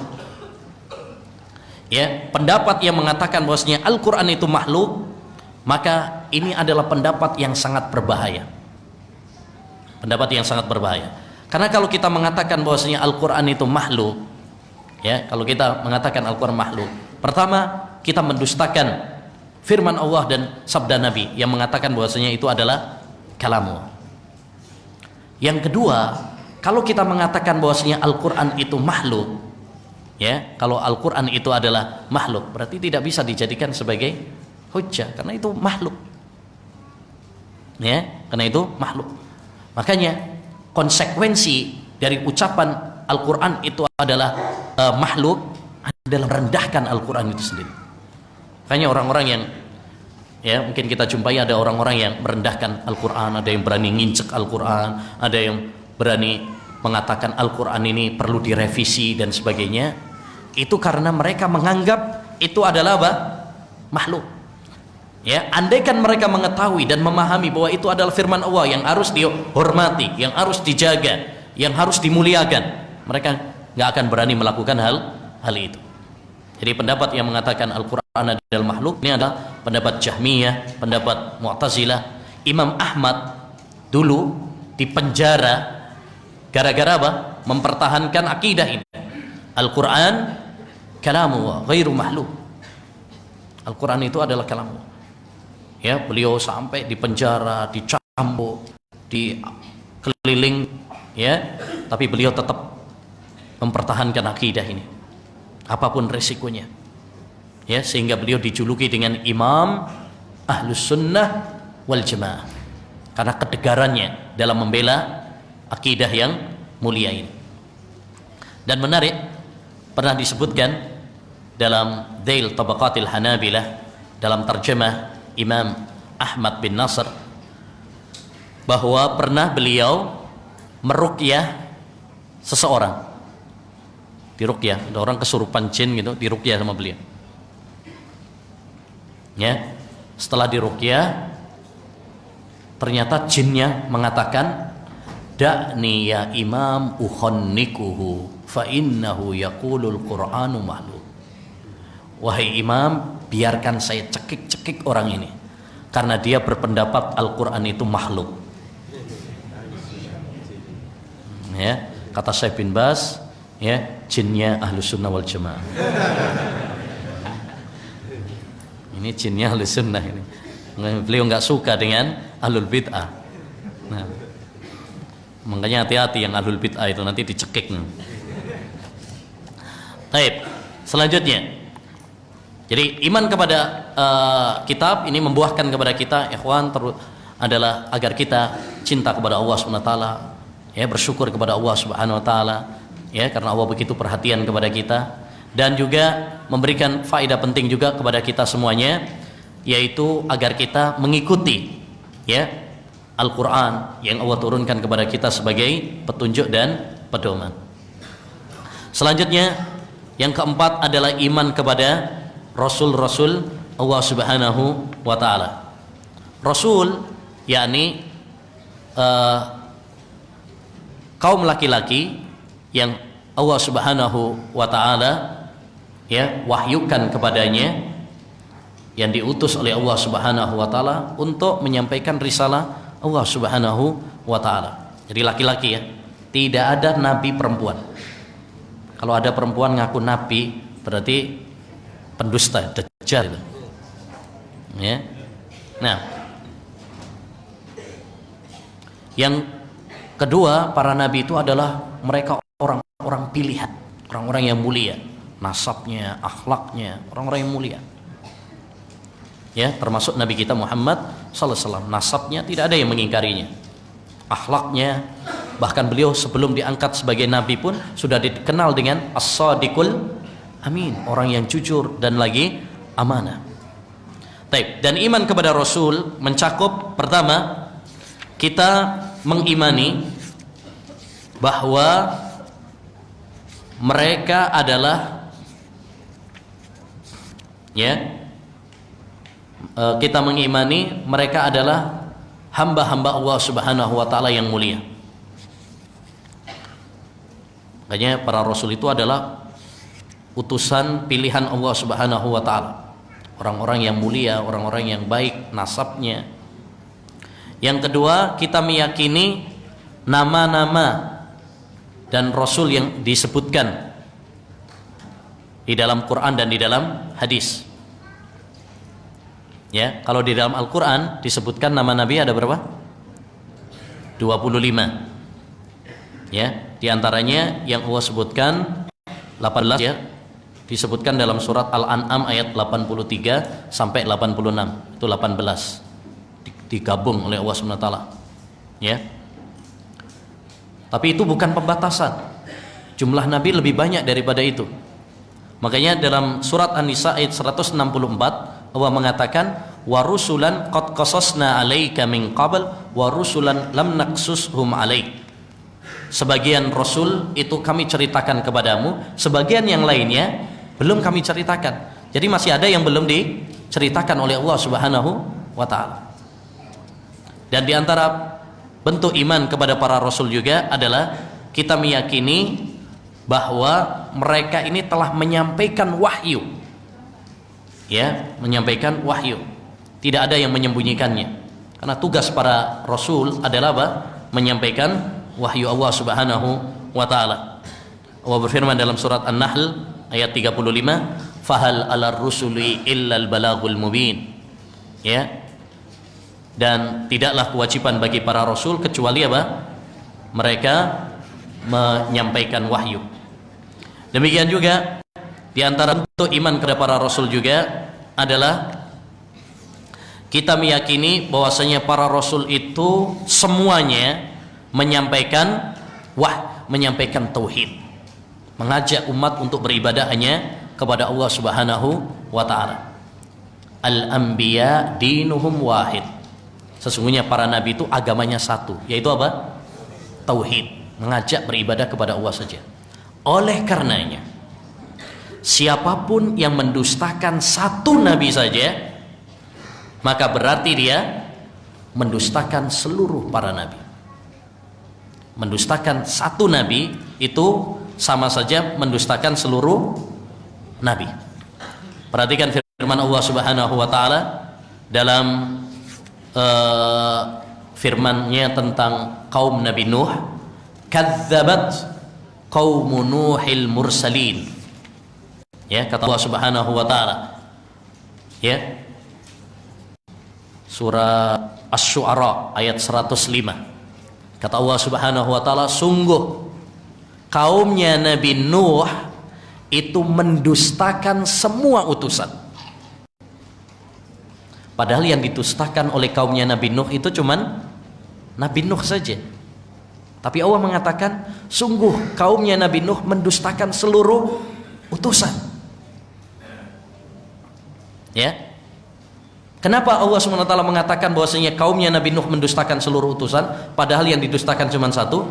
Karena dakwah para nabi itu satu. Oleh karenanya, dari sini dapat kita paham kenapa orang Yahudi dan orang Nasrani, walaupun mereka beriman kepada Musa, mereka beriman kepada Isa, tapi tetap mereka disebut kafir karena enggak beriman kepada Nabi Muhammad SAW. Allah menyebut mereka apa? Kafir, karena enggak beriman kepada Nabi Muhammad. Walaupun mereka beriman kepada Nabi Musa, orang-orang Nasrani beriman kepada kepada Nabi Isa. Tapi tatkala mereka enggak beriman kepada Nabi Muhammad, mereka disebut kafir, bukan non muslim. Ya, bukan sebut mereka warga Indonesia aja, enggak usah apa? Kafir. Allah yang mengatakan kafir kok. Ya, innalladzina kafaru min ahlil kitabi wal musyrikin fi nari jahannam khalidina fiha ulaika hum syarrul bariyah. Sesungguhnya orang-orang kafir dari ahlul kitab. Ahlul kitab itu Yahudi dan Nasrani. Jadi Yahudi dan Nasrani ini kafir. Bahkan dalam surat Al-Maidah tegas Allah mengatakan, laqad kafaral ladzina qalu innallaha huwal masih ibnu maryam. Sungguh telah kafir, ya, orang yang mengatakan bahwasanya Allah adalah Isa bin Maryam. Siapa yang mengkafirkan? Allah SWT. Nabi juga demikian. Walladzi nafsi biyadihi la yasma'u bi ahadun min hadhil ummah yahudiyyun aw nasrani summa la yu'minu bima ji'tu bihi illa kana min ashabin nar.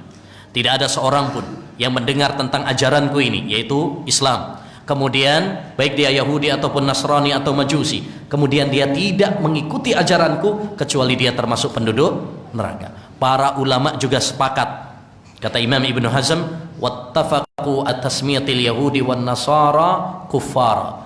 Para ulama sepakat menamai orang Yahudi dan Nasrani itu kafir. Jadi nggak boleh ragu-ragu. Bahkan dalam kitab Nawaqidul Islam, pembatal keislaman, yang ditulis oleh Syekh Muhammad bin Abdul Wahab, ya, di antara pembatal Islam adalah siapa yang tidak mengkafirkan Yahudi dan Nasrani atau ragu tentang kekafiran mereka, maka dia kafir. Nggak boleh ragu. Ini sudah akidah Allah. Kalau kita ragu-ragu berarti kita meragukan firman Allah. Kalau kita mengatakan Yahudi dan Nasrani itu tidak kafir, berarti kita nantang Allah, ngeyel sama Allah. Allah bilang kafir, kita bilang enggak. Ya, enggak ya Allah, mereka enggak kafir, ya, karena kata kafir itu terlalu kejam untuk mereka, ya, terlalu sadis untuk mereka. Itu nanti malah memunculkan ujaran kebencian. Sampean sayang sama orang kafir, sama orang Islam dibilang radikal, ya. Ini sama umat Islam bilang radikal, wah ini Wahabi, tapi sama orang kafir dibela-bela. Naudzubillah. Ini pemikiran liberal ya, kawan. Ini adalah pemikiran liberal yang sangat berbahaya. Ya, di Indonesia ini dua kelompok yang sangat berbahaya. Pertama adalah Syiah dan yang kedua adalah liberal. Ini yang merusak sendi-sendi Islam. Baik. Selanjutnya yang kelima, iman kepada hari kiamat. Ya, termasuk rukun iman juga adalah iman kepada hari kiamat. Iman kepada hari kiamat ini sangat penting sekali. Seringnya disebut oleh Allah SWT dalam Quran, dalam hadis Nabi SAW. Bahkan nama hari kiamat itu sendiri disebutkan oleh Imam Ibnu Katsir ada 80 nama. Ya, ada Al-Waqi'ah, ada Tamatul Kubra, Al-Qari'ah, ya, ada Al-Yaumul Akhir, ada Yaumul Hisab, ada Maliki Yaumuddin, macam-macam banyak sekali, menunjukkan tentang pentingnya masalah ini. Dan di antara hal yang menunjukkan pentingnya juga sering digandengkan dengan iman kepada Allah Subhanahu wa taala. Kan sering kita dapati ada hadis man kana yu'minu billahi wal yaumil akhir, digandengkan iman kepada Allah dan iman kepada hari akhir. Saking pentingnya iman kepada hari akhir ini. Ya. Bahkan hampir setiap lembar di dalam Al-Qur'an itu ya tentang masalah hari akhir. Menunjukkan kepada kita saking pentingnya beriman kepada hari akhir ini. Ya, tidak sah iman seseorang sampai dia beriman kepada hari akhir. Siapa yang tidak beriman kepada hari akhir maka dia kafir. Dalam surat At-Taghabun Allah berfirman, za'amal ladzina kafaru allay yub'asu qul bala wa rabbi latub'athunna thumma latunabba'unna bima amiltum wa dzalika 'ala Allahi yasir. Kata Allah Subhanahu wa taala, orang-orang kafir menyangka. Jadi siapa ya yang menyangka? Orang-orang kafir. Mereka menyangka bahwasanya mereka tidak dibangkitkan, tidak ada hari kebangkitan, tidak ada hari akhir. Ya, dunia ini udah paling terakhir. Itu orang-orang kafir yang menyangka seperti itu. Maka siapapun yang tidak percaya dengan hari akhir, tidak percaya dengan adanya hari kebangkitan, berarti dia apa? Kafir. Keluar dari agama Islam. Ya. Sungguh demi Allah, kalian akan dibangkitkan dan kalian akan ditanya ya tentang amal perbuatan kalian. Dan semua itu mudah bagi Allah, gampang bagi Allah, nggak ada yang sulit bagi Allah. Menciptakan kita dari awal saja gampang, apalagi cuma renovasi. Kalau cuma membangkitkan ini kan asalnya sudah ada, tinggal direnovasi aja. Ya, kita kalau misalkan renovasi rumah sama bangun di awal, ya, gampangan mana? Gampangan renovasi. Ya. Allah Subhanahu wa taala tinggal membangkitkan, itu lebih mudah daripada menciptakan dari awal. Dan iman kepada hari akhir itu mencakup setiap kejadian setelah kita mati sampai nanti berada di surga dan neraka. Jadi apapun berita yang dikabarkan oleh Allah dan Rasulnya tentang apa yang terjadi setelah kematian, demikian juga ya kejadian-kejadian pada hari kiamat, ya, maka itu termasuk bagian dari iman kepada hari akhir. Makanya iman kepada hari akhir ini mencakup banyak. Pertama, kita beriman dengan adanya nikmat dan siksa kubur. Itu harus percaya. Kata Nabi alaihi salatu wassalam, adzabul qabri haqqun, Adab kubur itu adalah hak, benar adanya. Bahkan setiap sholat kita berdoa, Allahumma inni a'udzubika min adzabil qabr. Ya Allah, aku berlindung kepadamu dari adab kubur. Ini penting Mbak ya, karena sekarang udah mulai banyak pemikiran-pemikiran yang mengingkari adab kubur, nggak percaya dengan adab kubur, dari orang-orang liberal, filsafat. Ya, Agus Mustafa punya buku Tak Ada Siksa Kubur. Dan saya ingatkan, buku-buku Agus Mustafa buku-buku sesat. Ya, haram bagi kita untuk membacanya, kecuali bagi yang ingin bantah dengan ilmu. Ya, diskusi filsafat tasawuf modern itu biasa tulisannya.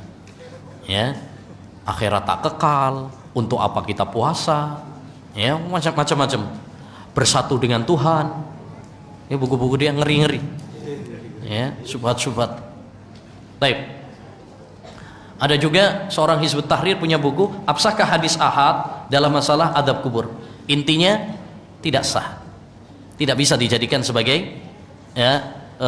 dalil dalam masalah akidah dan siksa kubur. Sehingga mereka Hizbut Tahrir tidak percaya dengan adanya siksa kubur. Dan ini termasuk penyimpangan mereka. Ya, dan ini termasuk penyimpangan mereka. Mereka banyak mengingkari masalah-masalah akidah. Siksa kubur nggak percaya, turunnya Nabi Isa di akhir zaman nggak percaya, keluarnya Dajjal nggak percaya, Imam Mahdi nggak percaya, adanya timbangan besok pada hari kiamat nggak percaya. Ya, karena syubhat bahwa hadis ahad ya tidak bisa digunakan dalam masalah akidah dan masalah akidah. Kalau masalah fikih boleh lah katanya. Ya. Tapi kalau masalah fikih boleh, tapi kalau masalah akidah tidak boleh dengan hadis ahad.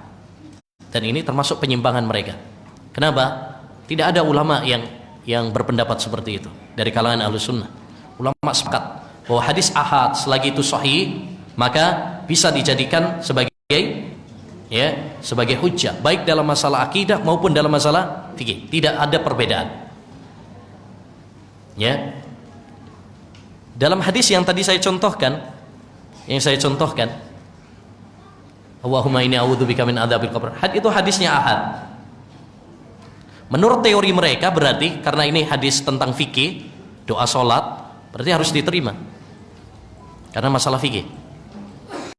Satu sisi yang lain, hadis ini juga mengandung masalah akidah. Menurut teori mereka nggak boleh diterima. Ya kan? Satu sisi masalah fikih, satu sisi masalah akidah. Saking bingungnya mereka mengatakan apa?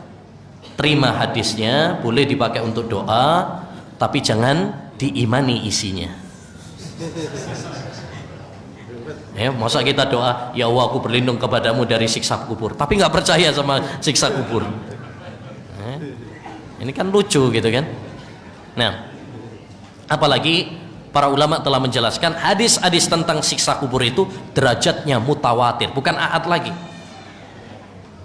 Ya, Hizbut Tahrir bukan para ahli hadis, sehingga tidak dipercaya ucapan mereka dalam bidang hadis, karena ini bukan bidang mereka. Ya, bidang mereka apa?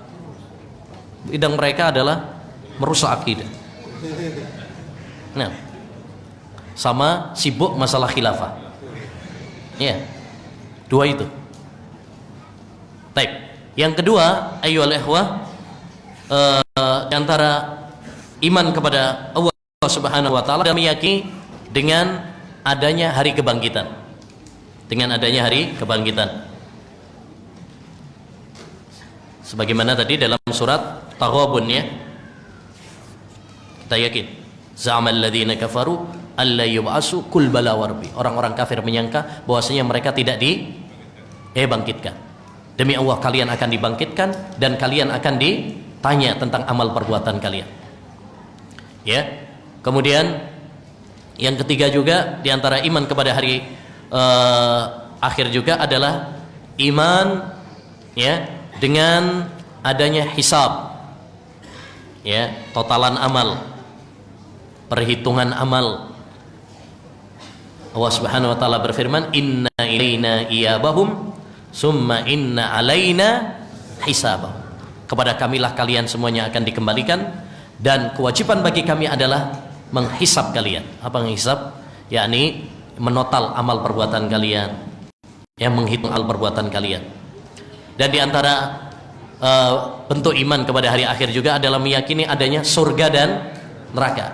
Surga adalah tempat yang indah yang Allah siapkan untuk orang-orang yang beriman, bertakwa, beramal saleh.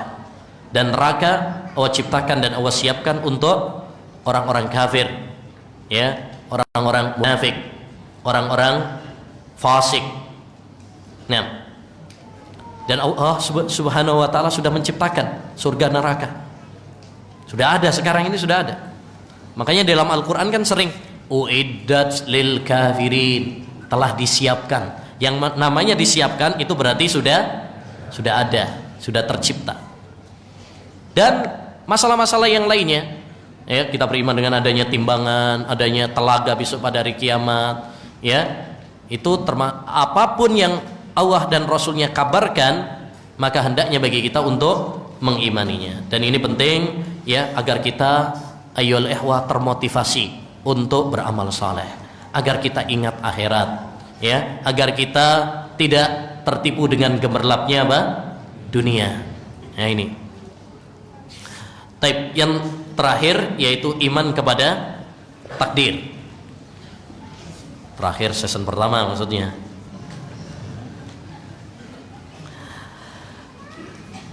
Yang keenam, kata beliau, iman kepada takdir. Iman kepada takdir ini juga adalah termasuk bagian dari rukun iman. Ya, bagian dari rukun iman. Tidak sah iman kita sampai kita beriman kepada takdir. Makanya tatkala datang dua orang tabi'in kepada sahabat Abdullah bin Umar, dia datang jauh-jauh dari Irak menuju kota Madinah, menemui sahabat Ibnu Umar yang saat itu masih hidup, ya, mengabarkan bahwasanya di Irak ada pemikiran baru muncul, yaitu mengingkari takdir. Ada di kota Basrah, wahai Ibnu Umar, orang-orang yang mengingkari takdir. Ini baru muncul ini. Sebelumnya nggak ada yang mengingkari takdir, itu nggak ada. Mereka masih fitrah. Hanya Irak ini kota fitnah yang dikabarkan oleh Nabi SAW. Banyak keluar di sana peperangan, ya. Bahkan di antara tempat yang disebutkan oleh Nabi SAW bahwa Dajjal akan keluar adalah dari arah, ya, sana, dari arah masyrik timur, yaitu dari Irak, ya, antara Irak dan Suriah. Taib. Kata Nabi SAW, kata Ibnu Umar, sampaikan kepada mereka, saya berlepas diri dari mereka dan mereka berlepas diri dari saya. Demi Allah, seandainya mereka berinfak emas sebesar gunung Uhud, bayangkan aja, emas sebesar gunung Uhud. Gunung Uhud itu gunung paling gede di kota Madinah. Andaikan mereka berinfak, ya, dengan emas sebesar gunung Uhud, Allah nggak bakalan terima, ya, sodakoh mereka, infak mereka, sampai mereka beriman kepada takdir. Lalu beliau membawakan hadis Jibril yang masyhur dari ayahnya, yaitu Umar ibn al-Khattab radhiyallahu an, yang bertanya tentang Islam, iman, ya, ihsan, yang di dalamnya bahwasanya termasuk bagian dari rukun iman adalah iman kepada takdir. Artinya orang yang nggak beriman kepada takdir itu kafir, nggak diterima amal ibadahnya, percuma dia sodakoh, karena nggak bakalan diterima oleh Allah SWT sampai dia mengimani tentang takdir. Taib. Dan iman kepada takdir, ayyuhal ikhwah, mencakup 4 hal. Pertama, ya, tidak sah iman kita kepada takdir sampai kita mengimani 4 hal ini. Makanya tadi saya katakan, jangan kita cuma tahu rukun iman itu cuma global aja. Rukun iman ada 6, iman kepada takdir. Terus iman kepada takdir maksudnya apa? Embuh, yang penting pokoknya iman kepada takdir. Ya, jangan cuma gitu aja. Gitu loh. Kan banyak orang cuma fahamnya iman kepada takdir, terus perinciannya bagaimana? Nggak ngerti. Nah, maka kita naik kelas, ya, harus naik kelas, lebih mendalami tentang rukun iman ini. Iman kepada takdir mencakup 4 hal. Pertama, kita meyakini bahwa Allah Subhanahu wa taala mengetahui segala sesuatu, baik yang sebelum terjadi, sedang terjadi, dan akan terjadi. Oh, tahu semuanya. Sebagaimana Allah Subhanahu wa taala berfirman dalam surat At-Talaq, misalkan, banyak ya hadisnya tapi kita cuplik satu aja. Surat At-Talaq ayat 12. Lita'lamu anna Allaha ala kulli syai'in qadir wa anna Allaha qad ahata bi kulli syai'in ilma. Ya, kata Allah Subhanahu wa taala agar kalian mengetahui bahwa Allah itu Maha mampu atas segala sesuatu, dan bahwasanya ilmu Allah Subhanahu wa taala mencakup, meliputi segala sesuatu. Jadi Allah tahu semuanya. Bahkan disebutkan di dalam surat Al-An'am ayat 59, ya, tidaklah daun yang jatuh dari pohonnya kecuali Allah tahu juga. Tidaklah biji-bijian yang terpendam di tanah kecuali Allah tahu juga. Ya. Tidaklah semut yang berjalan di kegelapan malam kecuali Allah tahu juga. Subhanallah, kalau kita ngerti tentang ini dan memahaminya, maka kita akan merasa selalu diawasi sama Allah Subhanahu wa taala. Yang kedua, iman kepada takdir adalah meyakini bahwa Allah Subhanahu wa taala telah menulis segala sesuatu sebelum kejadiannya di Lauhul Mahfuz. Sebagaimana disebutkan di dalam hadis, ya, dalam Al-Quran juga ada, tapi disebutkan juga dalam hadis, kataballahu maqadiral khalqi qabla an yahluqas samawati wal ard bihamsina alfi sana. Allah telah menulis, ya, takdir-takdir makhluk sebelum penciptaan langit dan bumi 50.000 tahun sebelumnya. Jadi sudah ditulis semuanya, sudah ada di dalam Al-Lauhul Mahfud. Semua kejadian ini sudah dituliskan di Al-Lauhul Mahfud. Yang ketiga, ya, meyakini bahwa segala sesuatu itu terjadi karena kehendak Allah Subhanahu wa taala. Kalau Allah nggak berkehendak, nggak bakalan terjadi. Segala sesuatu terjadi pasti karena kehendak Allah Subhanahu wa taala. Kalau Allah berkehendak pasti terjadi. Kalau Allah nggak berkehendak, tidak mungkin terjadi. Ya, sebagaimana Allah berfirman dalam surat Al-Insan, ya, ayat 30, wa ma tasyauna, surat At-Takwir, ya, wa ma tasyauna illa ay yasha Allahu rabbul alamin. Tidaklah kalian berkehendak kecuali Allah Subhanahu wa taala juga berkehendak. Artinya manusia itu punya kehendak. Makanya salah juga paham Jabariyah. Paham Jabariyah itu paham yang mengatakan bahwasanya manusia itu nggak punya kehendak. Kita itu kayak wayang, nggak punya kehendak, nggak punya pilihan, terpaksa. Ya, ini paham Jabariyah. Kalau Qadariyah paham yang mengatakan bahwasanya, ya, segala sesuatu itu terjadi tanpa takdir dari Allah Subhanahu wa taala. Dua-duanya paham yang tersesat dalam masalah takdir. Ada dua golongan yang tersesat dalam masalah takdir, Jabariyah dan Qadariyah. Ahlussunnah wal Jamaah tengah-tengah. Manusia punya pilihan, manusia punya kehendak, tapi kehendak manusia di bawah kehendak Allah Subhanahu wa taala. Ya. Makanya sering terjadi kan, kita berkehendak tapi apa yang kita kehendaki tidak terjadi. Kita berencana pengennya misalkan liburan, misalkan mau liburan rekreasi misalkan, ya, nggak jadi, melok rekreasi ke taman surga aja lah. Misalkan kita mungkin punya rencana tapi nggak terjadi. Tapi yang keempat, meyakini bahwa Allah yang menciptakan segala sesuatu. Sebagaimana dalam surat As-Saffat ayat 96, wallahu khalaqakum wa ma ta'malun. Allah menciptakan kalian dan apa yang kalian perbuat. Jadi itu semuanya ciptaan dari Allah Subhanahu wa taala. Dan iman kepada takdir ini, ikhwan, sangat penting agar apa? Agar kita ini dalam hidup ini ya senantiasa merasakan kebahagiaan. Kalau kita dapat nikmat, kita nggak sombong. Kenapa? Karena ini sudah takdir dari Allah SWT. Bukan karena kehebatan kita. Itu semata-mata dari Allah SWT. Kalau kita diberi musibah, kecelakaan, ya, diberi musibah ini itu, kita sabar. Karena semuanya itu adalah takdir dari Allah SWT. Masya Allah. Makanya Nabi mengatakan apa? Ajaban li amril mu'min, inna amrahu kullahu khair.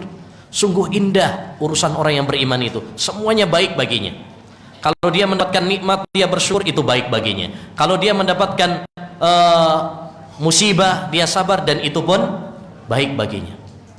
Coba kalau orang nggak beriman kepada takdir, ya, akhirnya nyalah-nyalahkan orang, nyalah-nyalahkan orang.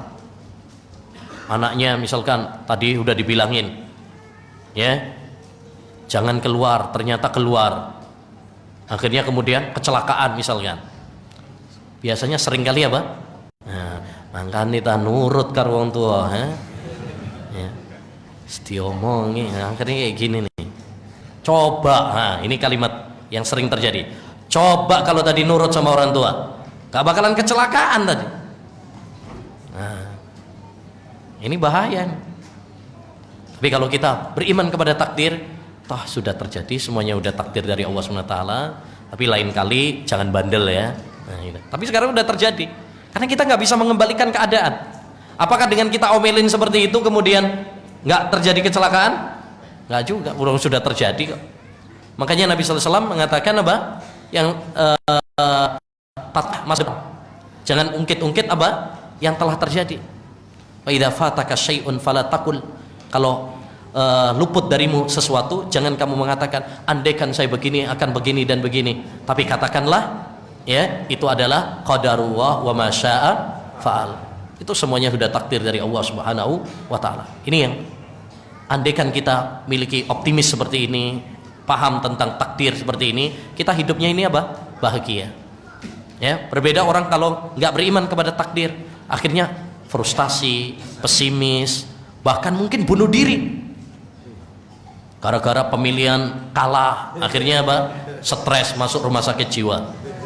Ya, gara-gara kalah juga ada yang bunuh diri, minum baygon. Nah, kenapa? Itu kalau nggak ngerti tentang apa? Takdir. Tapi kalau kita paham tentang takdir, nggak akan terjadi seperti itu. Ya, semuanya sudah takdir dari Allah Subhanahu wa taala. Baik. Kita break dulu, bentar. Insyaallah taala nanti kita lanjutkan lagi. Wassallallahu wasallam ala nabiyina Muhammad wa ala alihi wa sahbihi ajmain.